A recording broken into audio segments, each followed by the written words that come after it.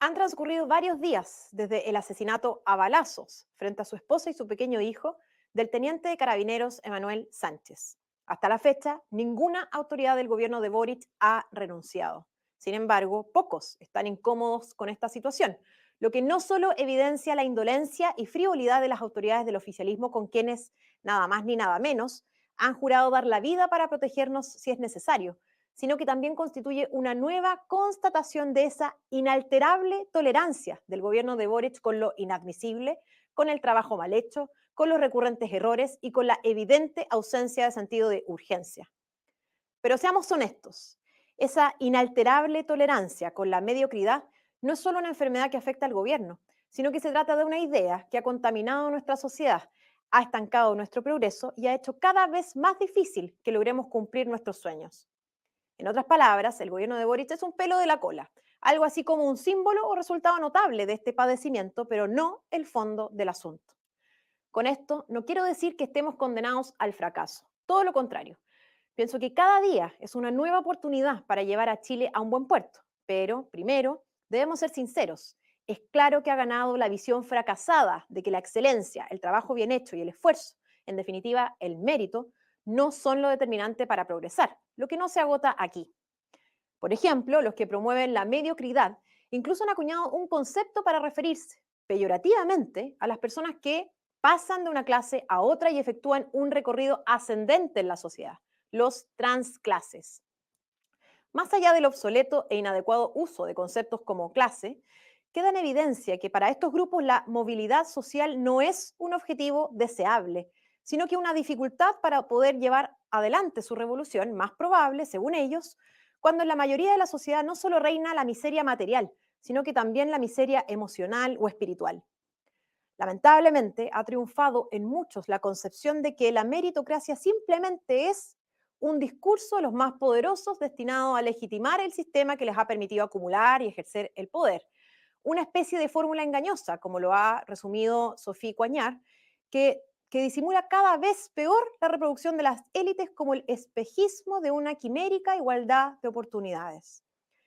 Algunos con razón podrán retrucar que la meritocracia fundada en la igualdad de oportunidades, el trabajo, talento y la disciplina no existen, porque en la trayectoria vital o de progreso de las personas influye el origen, el estatus heredado, la suerte y otros elementos que no dependen de la voluntad o determinación de los individuos, de las personas. Sin embargo, es muy claro que la meritocracia es una idea que primero abre más y distintos caminos hacia la prosperidad de las personas, especialmente para aquellos que no nacieron con todo lo que, según algunos, permite mantener condiciones materiales de subsistencia más ventajosas. Y segundo, porque una gran mayoría de las personas ha comprobado cuánta verdad hay en el dicho popular, creo en la suerte porque mientras más trabajo, más suerte tengo. La mediocridad produce estancamiento, falta de voluntad y de determinación, procrastinación, incapacidad para buscar otros caminos y avanzar.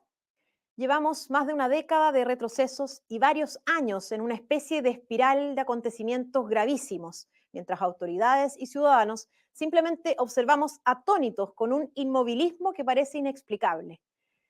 Creo que en parte se debe a que muchos dejaron de levantar orgullosos las banderas del progreso social y del mérito. Nos allanamos poco a poco y en silencio a la ideología de la mediocridad, del resentimiento y continuamos sufriendo sus perniciosos efectos. Debemos cambiar el rumbo, el mérito, el esfuerzo, el premio a la excelencia y el amor al trabajo bien hecho deben volver a triunfar en los pensamientos, decisiones y acciones de cada uno de los chilenos y también en la política. Esto es parte de la clave para detener esta catástrofe que a veces parece un padecimiento sin fin. En este contexto, debiéramos partir por exigir a las autoridades un comportamiento ejemplar. Es decir, la política no puede ser una actividad en donde unos pocos tomen las decisiones, muchas veces malas, pero no asuman ninguna responsabilidad por sus efectos.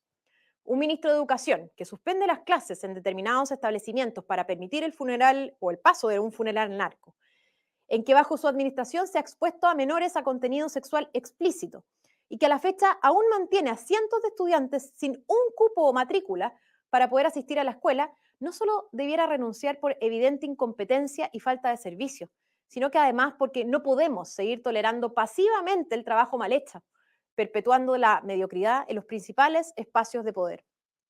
Otro ejemplo, una ministra del Interior, responsable de la seguridad y el orden público, en que bajo su administración se ha asesinado a balazos a varios carabineros y en que el régimen sangriento de Maduro ha logrado asesinar a un refugiado político en territorio chileno, vulnerando nuestra soberanía, no debiera continuar en su posición. No puede campear la mediocridad entre quienes básicamente conducen los destinos del país. Este nivel de inmovilismo e indeterminación nos está costando vidas de nuestros compatriotas y de otros que han visto en Chile su única esperanza. Por otro lado, es evidente que debemos retrotraer la mala reforma educativa de Michelle Bachelet en diversos ámbitos, especialmente aquel que no reconoce el mérito de los estudiantes al tiempo de escoger el establecimiento educacional para continuar con sus estudios y desarrollar sus talentos. ¿Cómo los estudiantes de la educación estatal van a motivarse para trabajar con esfuerzo y excelencia durante años si saben que su destino depende del azar? Como sabemos que en muchos casos ocurre con la tómbola. La reforma educacional de Bachelet terminó con una de las alternativas principales de progreso social en nuestro país, la educación, condenando a los actuales y futuras generaciones al fracaso, al estancamiento sin ánimo de progresar, a una mayor dependencia con respecto al Estado y, en consecuencia, a la subordinación con respecto a los políticos de turno. Un grupo importante de quienes se encuentran a cargo del país son adoradores y promotores de la miseria, lo que les permite perpetuar sus privilegios, porque sin progreso no existe una renovación de las élites. Creo que en parte por eso son destructores del mérito. Por último, debemos terminar con la victimización, que aspira a justificar la entrega de privilegios a determinados grupos en función de condiciones como el sexo, la pertenencia a algún pueblo indígena o la orientación sexual, una obsesión identitaria que reduce a los individuos a tribus. Este tipo de tratamiento es realmente un insulto para quienes simplemente quieren una oportunidad para surgir, para salir adelante y que ven en el esfuerzo y trabajo bajo las mismas reglas el camino para ello. Tal como ha señalado incluso Brett Weinstein, si intentas tener éxito en el sistema en el que vives, lo último que necesitas es un movimiento que te diga que tu éxito es imposible. Porque los hombres, por ejemplo, son machistas y te oprimen, como es el caso del feminismo hegemónico en la actualidad. La meritocracia y el progreso social es parte fundamental de la historia de la gran mayoría de los chilenos en las últimas décadas. Cambiemos ahora, recuperemos parte de la esencia de ser chileno que hemos perdido bajo el yugo de la ideología de la mediocridad. Cada día es una nueva oportunidad. Opinión en Bio Bio.